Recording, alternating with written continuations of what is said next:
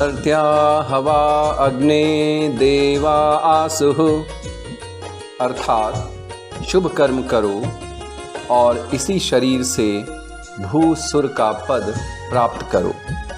भूसुर अर्थात पृथ्वी का देवता जो स्वर्ग में रहते हैं और अदृश्य रूप से मनुष्यों की सेवा सहायता करते हैं। पंडित श्री राम शर्मा आचार्य।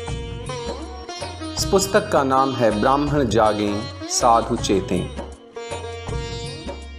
प्रस्तुत पुस्तक में ब्राह्मण एवं साधु की महत्ता का वर्णन है।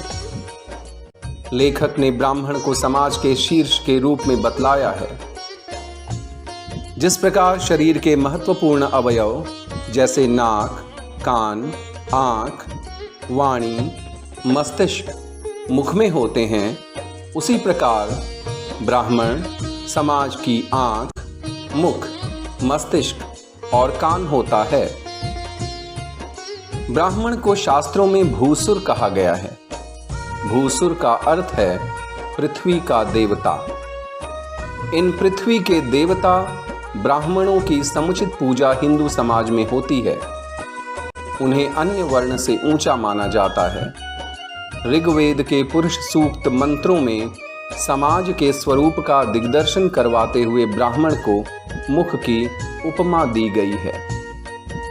इस पुस्तक में कुछ प्रश्नों पर विचार किया गया है, जैसे ब्राह्मण का स्वरूप कैसा होना चाहिए, ब्राह्मण को समाज के शीर्ष की संज्ञा क्यों दी गई है, साधु किसे कहते हैं। इन सभी प्रश्नों का उत्तर लेकर आपके समक्ष प्रस्तुत है एक लघु पुस्तक ब्राह्मण जागें साधु चेतें, जो कहती है कि ब्राह्मण वे होते हैं जो अदृश्य देवताओं की तरह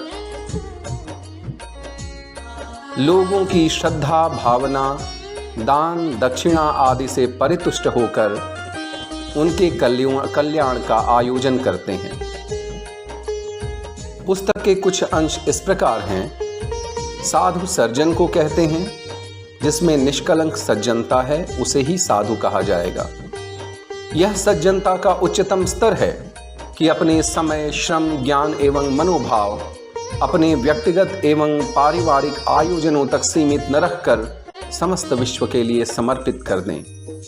अपने व्यक्तित्व को सार्वजनिक संपत्ति समझें और उसका उपयोग इस प्रकार करें कि उसका लाभ अपने शरीर को एवं परिवार को ही नहीं वरन समस्त विश्व को प्राप्त हो। मानवीय सत्प्रवृत्तियों के अभिवर्धन में लगाया गया श्रम, समय एवं मनोबल इतना बड़ा तप है जिसकी तुलना और किसी पुण्य से नहीं की जा सकती। सतत प्रेरणा पाकर जिन लोगों ने जो सत्कर्म किए हैं उनका पुण्य करने वालों को मिलता ही है, साथ ही वह प्रेरणा देने वाला भी पुण्य फल का भागी होता है। शास्त्रों में प्रेरणा देने वालों को 10वां अंश पुण्य मिलने की बात लिखी हुई। ज्ञान के 2 अंग हैं, शिक्षा और विद्या। शिक्षा वह है जो पढ़ने लिखने की क्षमता प्रदान करती है।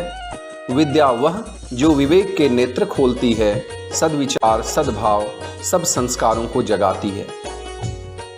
आत्मा परमात्मा का ही तो अंग है। मल, आवरण, विक्षेपों का, कषाय, कल्मशों का कूड़ा कचरा जमा हो जाने से उसका शुद्ध स्वरूप ढक जाता है, मलिन बन जाता है।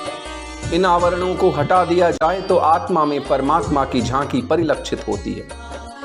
अपने समाज में नवजीवन का संचार करते रहना एवं उसे कर्तव्य धर्म अपनाए रहने के लिए जागृत रखना ब्राह्मण की परम पवित्र जिम्मेदारी है और उस जिम्मेदारी को पूरी सावधानी से निभाते रहना ही ब्राह्मण धर्म है।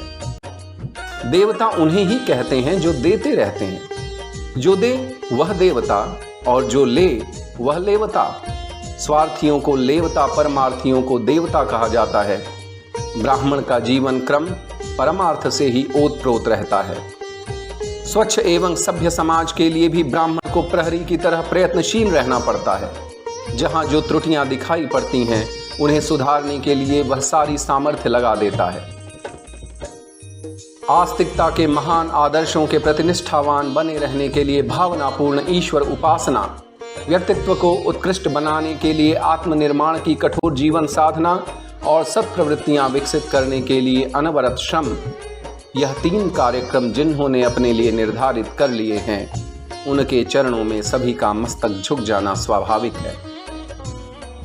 इस पुस्तक के कुछ बिंदु इस प्रकार हैं: कठिन कर्तव्य और महान उत्तरदायित्व, समाज का शीर्ष पुरुष ब्राह्मण, ब्राह्मण और ब्राह्मण, ऋषियों का महान कर्तव्य, ब्राह्मण दर्शन और कर्तव्य।